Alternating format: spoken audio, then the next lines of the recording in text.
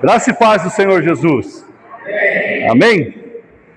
É uma satisfação muito grande, uma alegria imensa, né?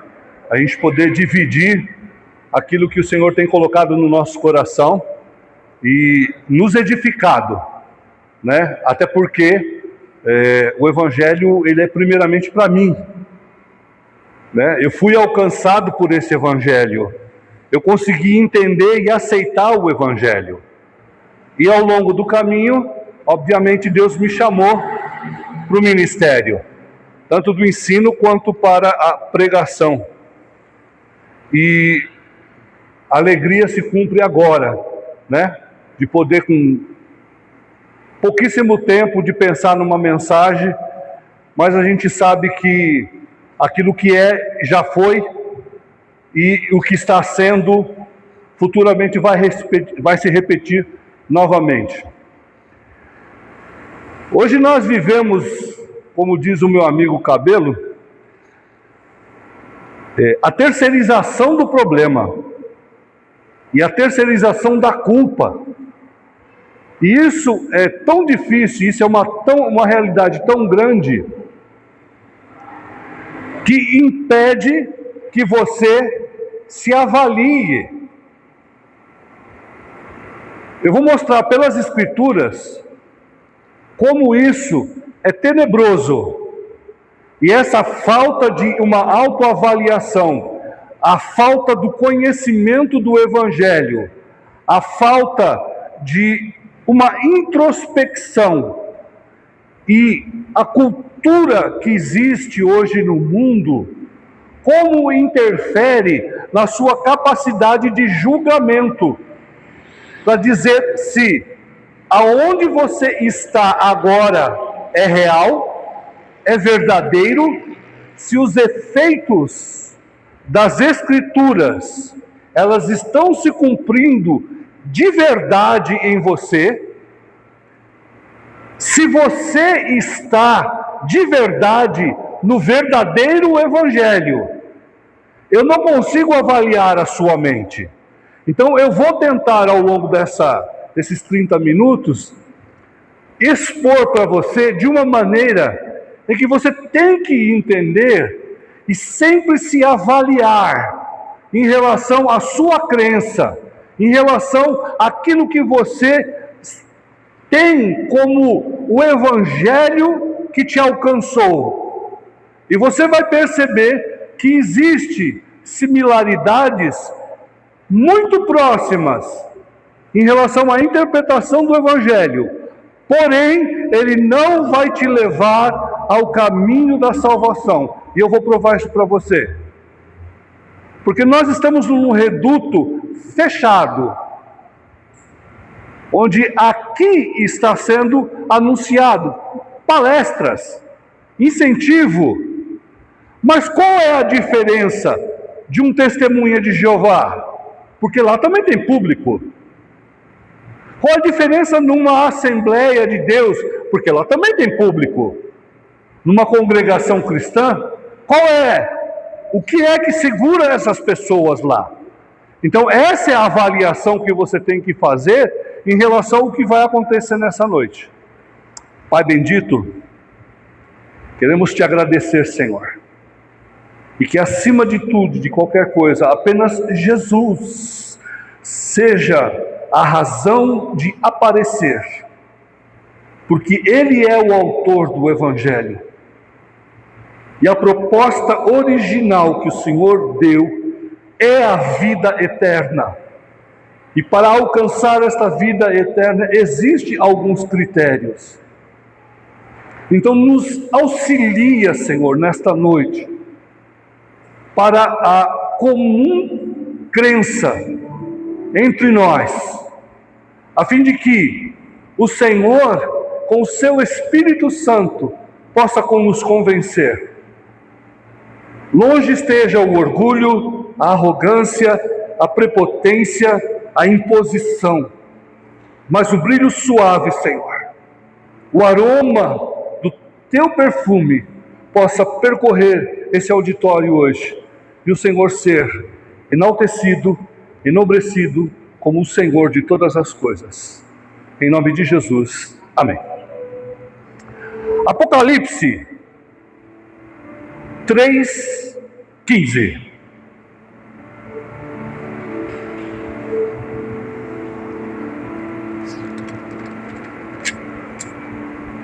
As igrejas do Apocalipse, olha que interessante, eu vou começar com uma geografia. As igrejas do Apocalipse que são referidas aqui, Éfeso, Esmirna, Laodiceia, Filadélfia, né? Elas foram, a grande maioria, implantadas por Paulo. Se não foi por Paulo, foi por discípulos de Paulo. E se não foi por discípulos de Paulo, foi pelo povo de Éfeso, que recebeu a palavra, se tornaram missionários e expandiram. Essas igrejas hoje, no mapa atual, elas estão inseridas na Turquia. Inclusive no Apocalipse ele fala que essa região é o trono de Satanás. Agora presta atenção. O evangelho foi pregado naquela região.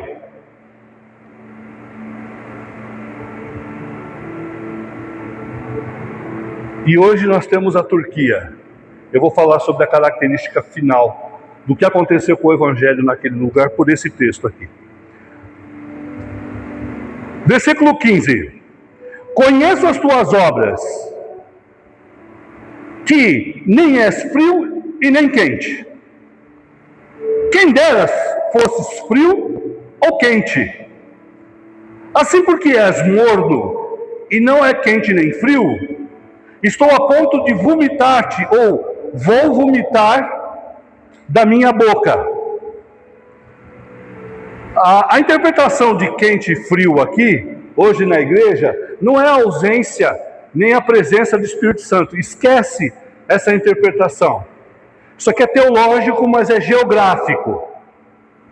Laodiceia, ela ficava numa região onde ela era abastecida por água de Colosso e de Herápolis.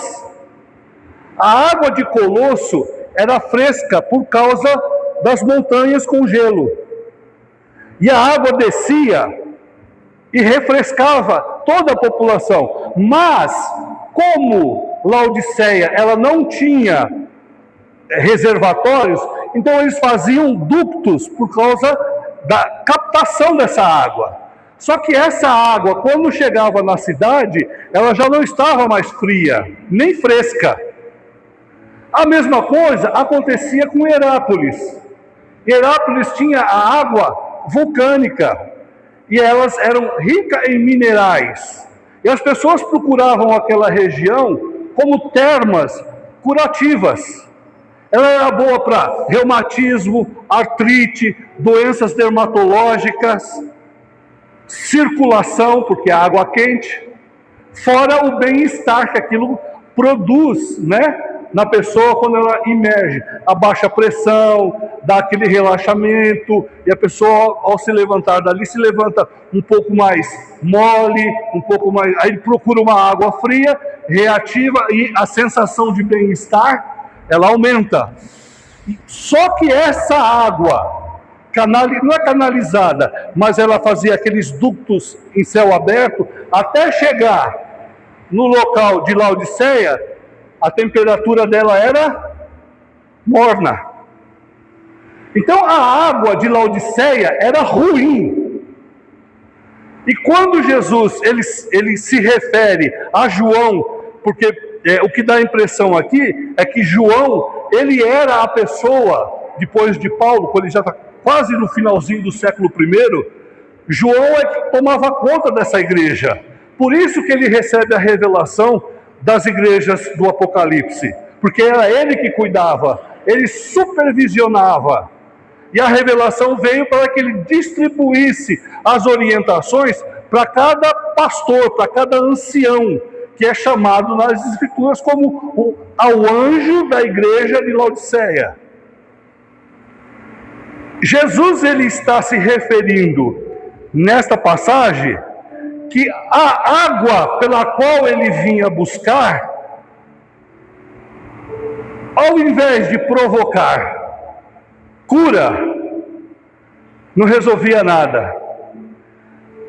Ele procurava uma água para beber, mas que também não refrescava. Beber água morna, no sentido que Jesus fala, provocava a morte, a vontade de vomitar. Essa é uma, para algumas mulheres aí que conhecem hiperêmese gravídica, né? Vomita desde o começo da gestação até o bebê nascer. Eu pergunto se ela vai querer ter outro filho depois. Jamais, por causa dessa sensação de vômito. Prefere a morte do que ter outro filho. Jesus se aproxima desta igreja, querendo beber uma água que lhe satisfizesse.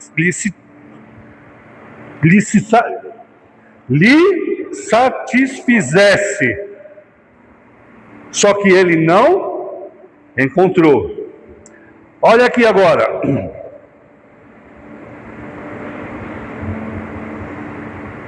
Verso 17.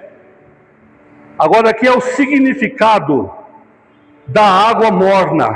As escrituras, elas são autoexplicativas. Por isso que precisa tomar atenção no que vem antes. Agora vem a explicação do que é esta água morna. Olha aqui. Pois dizes, estou rico e abastado, e não preciso de coisa alguma. E bem sabes que tu és infeliz, sim, miserável, pobre, cego e nu. Eles diziam que eles eram ricos, abastados.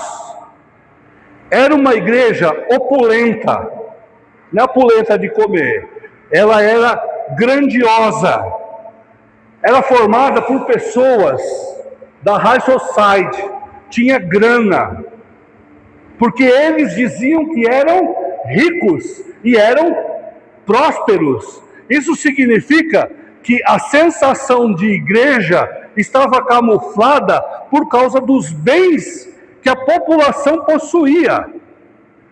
Eu vi uma pesquisa, uma reportagem a respeito de Cuba, antes desse governo ditador, que lá agora está um lixo. As pessoas, antes desse governo, elas colavam dinheiro na testa. Elas esbanjavam à torta e à direita por causa do petróleo bem administrado. Era a terceira economia mundial. Laodiceia era isso. Só que o evangelho, ele estava encoberto por causa deste pensamento. Sou rico e abastado, de nada eu tenho falta. Só que quando Jesus compara-se com aquilo que ele procura na igreja, o que ele encontra é uma igreja vazia. Eles eram infelizes porque eles não tinham a presença do Senhor, eles se escondiam atrás da riqueza e achavam que isso era o abrigo de Deus para eles. Eles estavam debaixo da teologia da prosperidade. E quando Jesus confronta essa zona de conforto, aí surgiu o problema. Foi manifestado o problema. E o que Jesus diz? Vou vomitar vocês. Vocês dizem ser ricos, mas são pobres, são miseráveis, estão nus. A palavra cego e nu dá o tom que ele vai explicar agora depois. O cego, por quê? Porque eles não enxergam o valor do reino de Deus. Eles não conseguiram entender a proposta dos atos redentores de Jesus. Isso não servia para eles. Por isso que eles eram vazios, eram cegos e nu. Eles são nus porque eles não passaram pelo processo do arrependimento. Quando uma pessoa se arrepende, a primeira coisa que ela encontra é falta e excesso. O arrependimento ela é uma introspecção de consciência, de razão, não de emoção. É de razão. A pessoa olha e fala: estou no vermelho. 1 menos 2 é menos 2. Ou 2 menos 4 é menos 2. Eu estou em débito. Tudo o que eu aprendi até agora sobre o Evangelho não é nada. Eu errei o caminho. E é isso que Jesus está dizendo. Eu vim para pegar água para beber. Eu quero ver o que é que você tem para me oferecer. Ou, em outras palavras, Jesus, quando se aproxima dessa igreja, ele estava esperando que ela refletisse a verdade do Evangelho. Mas a característica cultural daquela igreja, ela é uma igreja fria. Eles não tinham nada de espiritual para oferecer. Todo o Evangelho, todo o esforço que o apóstolo Paulo fez, os seus discípulos, o povo de Éfeso fez, quando chegou no Apocalipse, em João, tudo isso ruiu, desmoronou em Laodiceia. E foi exatamente nessa hora que Jesus foi procurar a resposta do Evangelho naquele lugar. Está conseguindo entender?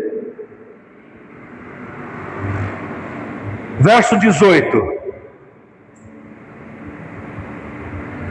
Aconselho-te que de mim compres ouro refinado pelo fogo, para te enriqueceres, vestiduras brancas para te vestires, a fim de que não seja manifesta a vergonha da tua nudez, e colírio para ungir os olhos, a fim de que vejas. As vestes brancas, o significado está acima, porque eles não passaram pelo processo do arrependimento. O que é processo do arrependimento? É olhar o Evangelho e entender que Jesus fez os seus atos redentores por causa do que você é, muito mais do que aquilo pelo que você já fez. Por exemplo, se comparar o que esse menino fez na vida dele com o que eu já fiz, dificilmente ele vai chegar e dar o testemunho da vida dele. Porque ele acha que o testemunho que eu dou é mais poderoso.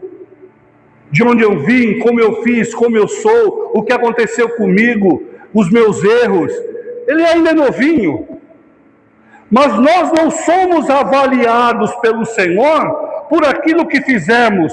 Nós somos avaliados pelo Senhor por aquilo que Ele fez.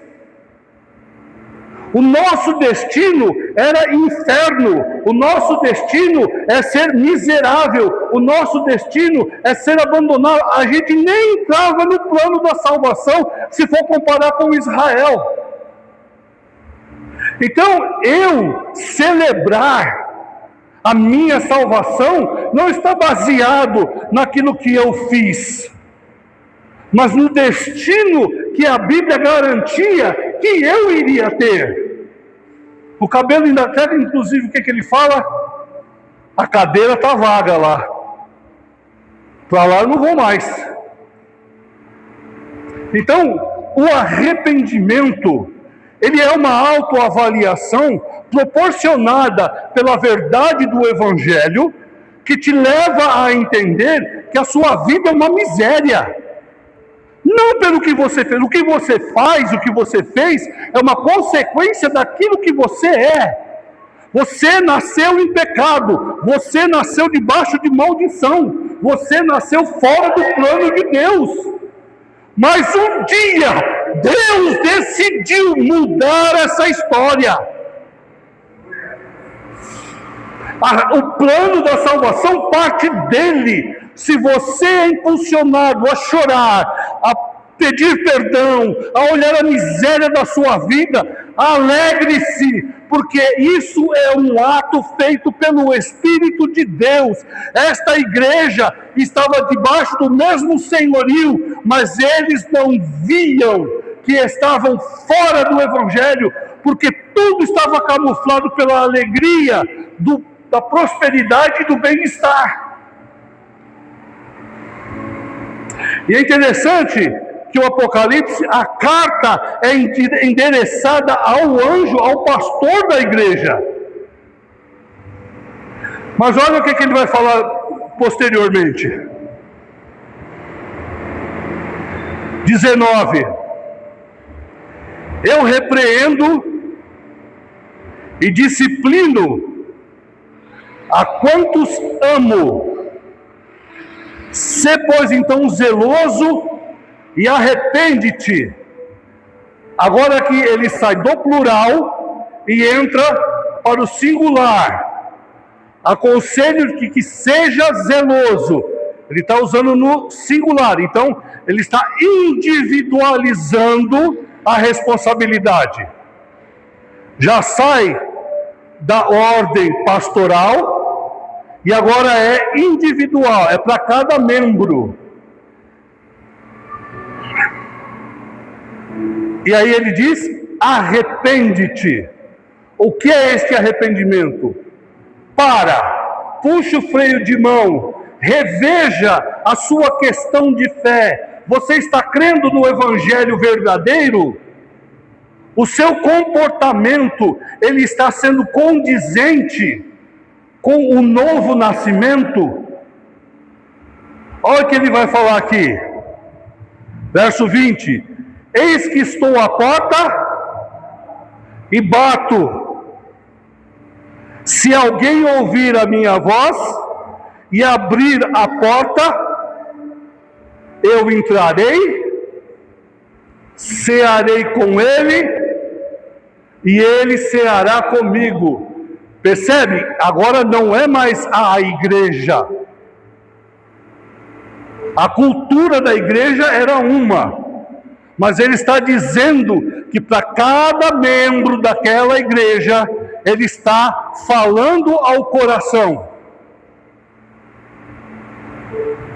Ele está mostrando que o Evangelho está sendo pregado novamente. E a resposta que ele precisa é uma crença que faça diferença no comportamento. Porque ele repreende a quem ele ama. Já é no singular de novo. Então ele começa com a igreja e torna a sua mensagem individual, dizendo: eu estou falando com você, João. Mas Senhor, é com você. Eu estou te falando a minha obra redentora.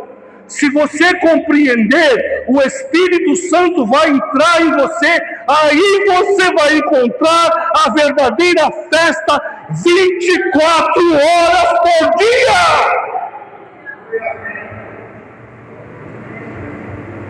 É isso que está dizendo Apocalipse. Ele é muito figurativo, mas é isso que ele está dizendo. A compreensão é a arte da salvação. Eu estou batendo na porta. Inclusive o Fernandinho, ele fala sobre isso. Ele foi meu parceiro lá na UTI, sabia? As duas pessoas que eram minha amiga na UTI quando eu estava com Covid, foi a Ludmila e o Fernandinho, era o que eu mais escutava. Inclusive o Fernandinho, ele tem uma fala que ele diz assim: vocês estão fazendo festa, vocês estão se alegrando, vocês estão cantando, vocês estão prosperando, mas eu estou do lado de fora. Você consegue temer isso? Não terceiriza o problema, não terceiriza a culpa. Se nada vai bem, a culpa é sua.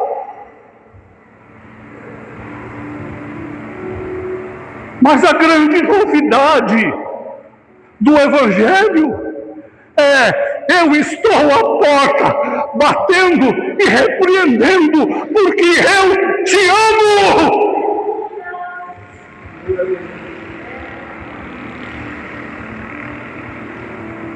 Esta é a verdade do Evangelho. Eu tenho que olhar para mim e ver onde eu pisei, o que eu fiz. Eu tenho que olhar para mim e rever o meu conceito, não de agradar a igreja, se é o agrado ao Senhor, porque é Ele que está batendo na minha porta. Não é um testemunho de Jeová, não é as mensagens do YouTube, é o Senhor que bate na minha porta, perguntando se eu estou ouvindo. Se nós não entendermos os atos redentores de Jesus, se nós não compreendermos o poder da cruz, se não entendemos a necessidade dele ressuscitar, se isso tudo, mesmo entendendo, não fizer uma diferença, eu estou no Evangelho errado. Estou me esforçando, estou contribuindo, estou me fazendo, mas não tem valor para a salvação. Porque o exemplo é esta igreja.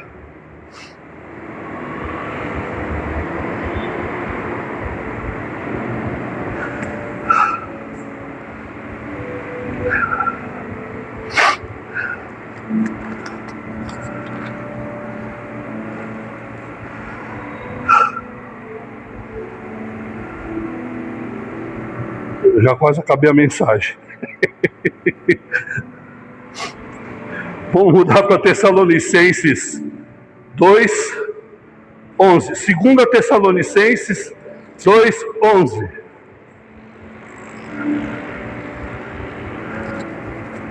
Olha que legal.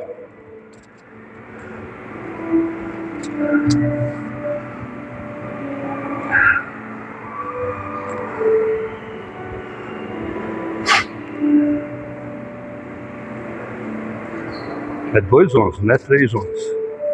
Ó.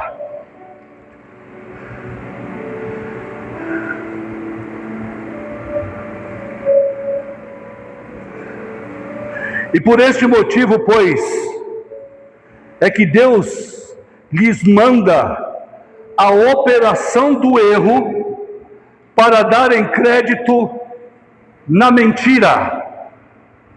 Deus envia a operação do erro para dar crédito na mentira. E aqui ele diz, dessa maneira, se referindo à vinda do anticristo.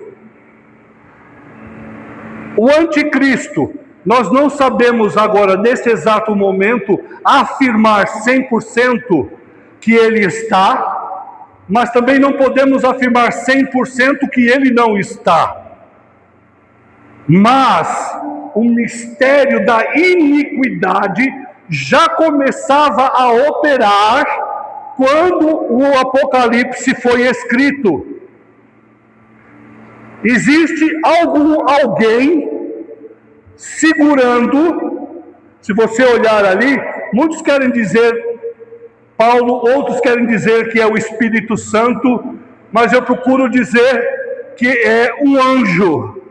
Um anjo está segurando, está impedindo que o anticristo se manifeste, até que ele seja retirado, então o iníquo vai aparecer. Mas enquanto o iníquo não aparece, O meio ambiente, o cenário já está sendo montado para que as pessoas venham acreditar que o anticristo é o salvador do mundo. Todo o veículo de comunicação, quer seja de internet, quer seja de TV aberta, as notícias, todas elas apontam para o conformismo de que todos devem aceitar a situação como ela é. E isto é uma preparação para aceitar o anticristo da maior forma natural. E quem serão essas pessoas que não discernirão que este anticristo, que este espírito, que esta iniquidade é a operação da estrutura, a construção da mentira? Quem são as pessoas que estão sendo levadas, arrastadas para darem crédito ao anticristo? Ou para darem crédito na preparação de uma cultura anticristã? São exatamente as pessoas que não deram crédito aos atos redentores de Jesus. São as pessoas que tiveram uma simpatia, uma proximidade com o Evangelho, mas este Evangelho não lhes fez efeito. Estas pessoas estão suscetíveis às mentiras que acontecem o tempo inteiro. Há um horror acontecendo nas igrejas neopentecostais. Tudo que acontece lá dentro, nada parece com o Evangelho. Já existe igreja batista fazendo casamento gay. Então, irmão, levanta a tua mão aqui, louva a Deus, porque ainda você tem um pastor que não negocia com aquilo que está errado. Domingo após domingo, ele faz uma autoavaliação da tua vida, para que você veja. É cansativo, mas no céu tudo vai passar e você vai ver que valeu a pena cada repreensão que o Senhor deu, porque Ele é o anjo pelo qual o Senhor primeiro vai falar. Se nós não viramos a página, se as mensagens não mudaram, é porque nós ainda estamos errando. Ele não é pastor que precisa de uma igreja. Nós somos a igreja que precisamos de um pastor. Entendeu a diferença? E se o que nós temos ouvido é para nós temos que tratar com isso.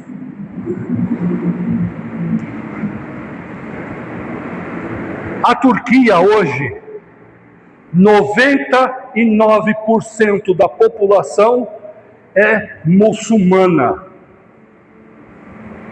Ser muçulmano é cultural. Lá pode entrar a Bíblia, lá pode ter pastor, mas a cultura lá é nacionalista. Ser muçulmano já é de carteirinha, a pessoa já nasce muçulmana.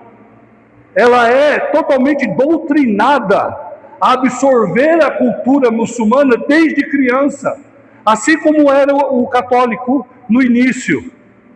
Aí tem até as caças à bruxa. Essas pessoas são assim. Pregar o Evangelho ali é você incomodar a cultura do lugar. Você está infringindo uma cultura nacionalista. Você é visto como um perturbador da ordem nacional. É mais do que proibir a Bíblia.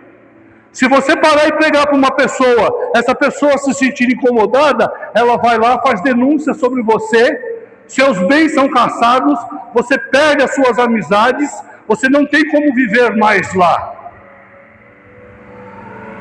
E aonde a Turquia é? Onde o apóstolo Paulo passou pregando. Sabe o que isso nos dá uma ligação? Eis que estou à porta e bato. Só que eu procurei água fria e vocês não tinham. Vou vomitar. A Turquia pode ser classificada exatamente como uma nação que rejeitou os princípios. O Senhor virou as costas. Hoje é o trono de Satanás. As pessoas são muçulmanas e o evangelho não vai mais entrar lá. Não tem essa história de será pregado o evangelho a todo o reino. Já foi pregado lá, irmão. O que eles têm é consequências das ações que eles fizeram, as escolhas que eles estão fazendo. Conseguiu entender? Vou resumir. Nós estivemos na Osaka. Quantos vizinhos nos visitaram? Nós saímos de lá. A luz que brilhava lá apagou. Aquele lugar foi entregue. Nós estávamos na Conceição. Quantos bares, quantas pessoas sabiam que ali existia uma igreja? Hoje está vazia. Nós saímos de lá. A luz saiu de lá. O Senhor virou as costas para eles. Está conseguindo ver?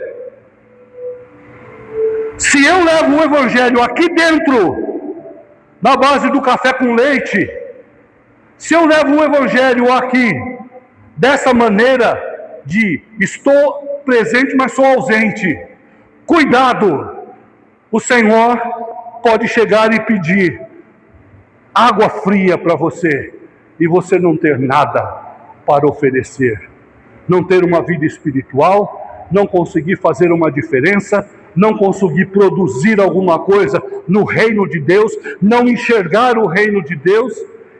Pior, ser uma pessoa que atrapalha tudo. Mas ainda o Senhor está batendo na porta. E se você ouvir, Ele vai te amparar. Agora eu vou te mostrar como o Evangelho do Senhor, ele é superior a tudo o que aconteceu na Turquia, para que você se escore. E aí eu encerro com isso aqui. Ficou um pouco escuro aqui.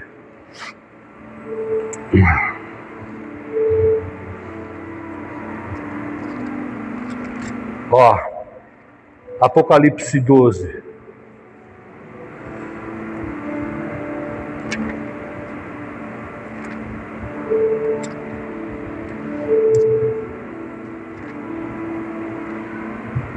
Olha aqui. Eu vou colocar, eu não vou ler ele todo porque o tempo não permite. Mas ó, o versículo 5. Nasceu-lhes, pois, um filho varão. A mulher que ele se refere aqui no Apocalipse, que aparece, é Israel. Não é Maria propriamente dita, mas é Israel que gerou a Cristo. Um filho varão, ou seja, um bode, não é cabra macho, porque cabra é fêmea, né? Então, um bode macho é um homem de valor, um varão, que há de reger todas as nações com cetro de ferro. Um filho varão que vai governar tudo com cetro de ferro. E aí, o seu filho foi arrebatado para Deus e ao seu trono. Em Apocalipse 12, ele está dizendo a respeito de Cristo, que nasceu, viveu, e que foi arrebatado para o seu trono.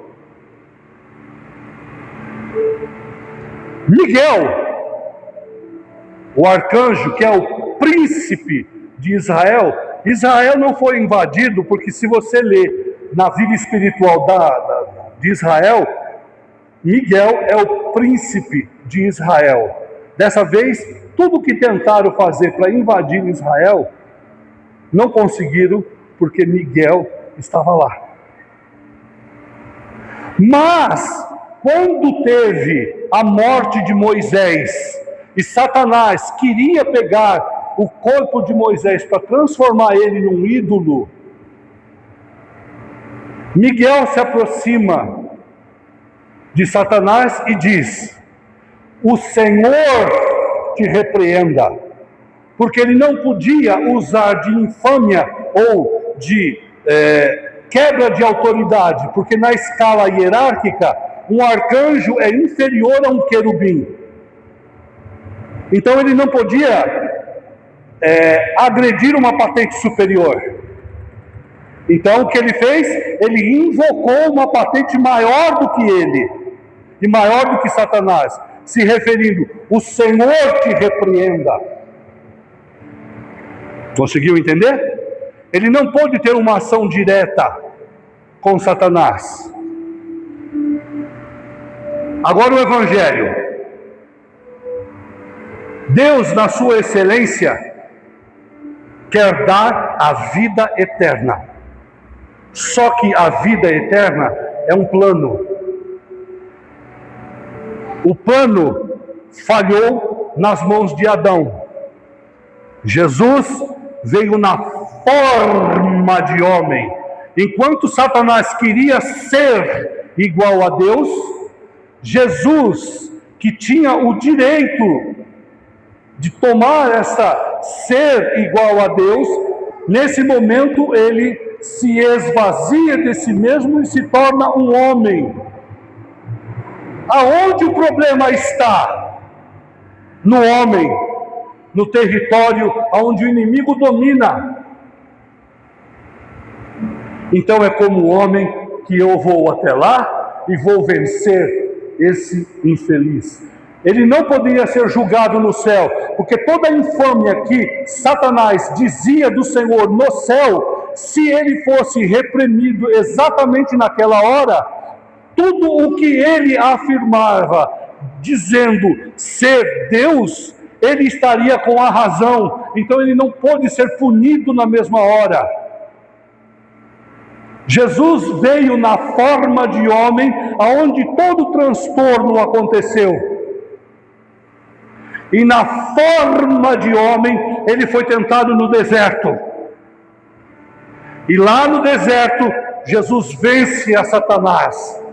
Quando Jesus jejua, ele estava disposto em ir até a morte, pela falta da comida, até que Satanás apareceu.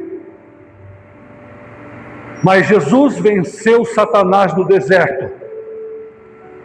Jesus, na forma de homem, ele ultrapassa a química, as leis da física e as leis da natureza, mostrando que ele é o Senhor. Ele promove cura, ele faz nascer perna, braço, ressuscita homens e mulheres. Por fim, ele morre. Mas Jesus não foi morto, nada poderia matar Jesus. Eu dei uma aula outro dia, mostrando que tudo que Jesus sofreu, ele deveria ter morrido no trajeto da cruz. Mas ele não poderia ser morto por uma aflição humana, porque a proposta era se entregar em favor. Então Jesus, ele não foi morto por nada, nem por ninguém. Ele não foi culpado por nada, nem por ninguém. Ele se entrega na morte. E tem uma frase aí que o Celso gosta bastante: a morte da morte na morte de Cristo. Significa que quando Cristo estava na morte, ele estava matando o poder da morte. Jesus, ele desce até o inferno e pega o evangelho lá, para que todos fossem julgados mediante a fé. Mas o inferno também não pode segurar o Senhor. E no terceiro dia, nem a morte pode segurar o Senhor. Ele ressuscita e dá provas da sua ressurreição.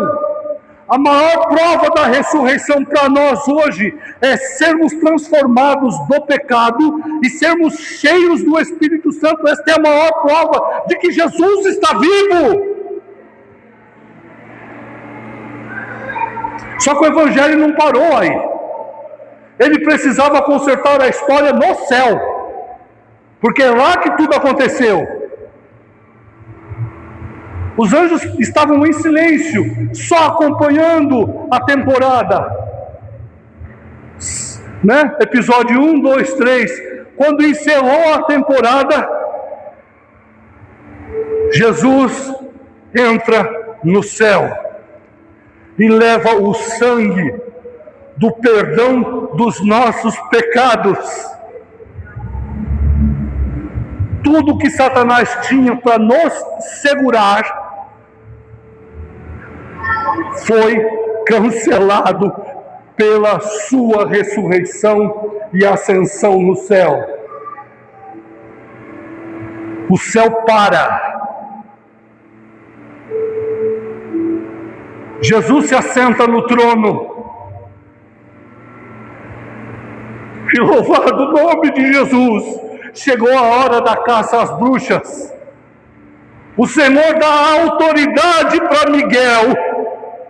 Miguel chama o seu exército, embanha sua espada. Ele diz agora direto a Satanás: você está expulso deste lugar, porque eu estou te tirando daqui. Naquela vez eu precisei dizer: o Senhor te repreenda. Mas por causa do sangue, eu posso dizer a você: sai, porque aqui não existe mais lugar para você. O acusador da nossa alma foi tirado. Se Deus nos justifica, se Deus nos perdoa, quem são as pessoas para apontar o dedo na tua cara e dizer que você não vale nada? Ou como você diz a você mesmo: eu não valho nada. Olha para o Evangelho. O Senhor está pedindo água para você agora. O que você tem para oferecer? Você crê no Evangelho? Você crê no Evangelho? Você crê no Evangelho? Você crê no Evangelho? Você crê no Evangelho? Você crê no Evangelho? Porque é por esse Evangelho que o Senhor vai voltar. E se Ele encontrou água, você é o eleito, você é o escolhido. Louvado o nome de Jesus. É Jesus quando nos deitamos, é Jesus quando nos levantamos, é Jesus quando estamos em silêncio, é Jesus quando soltamos. A razão de tudo é Jesus. Se isso não ocupar a essência da tua vida, você errou o Evangelho. Se a paixão do Evangelho não inundar a sua canção, não inundar a sua composição que você escreve no WhatsApp, se você é mais um adepto de encaminhar mensagem do que criar mensagem, desculpa, você está vazio. Nós somos tudo o que nos inspiramos. O que nos inspira é o que somos.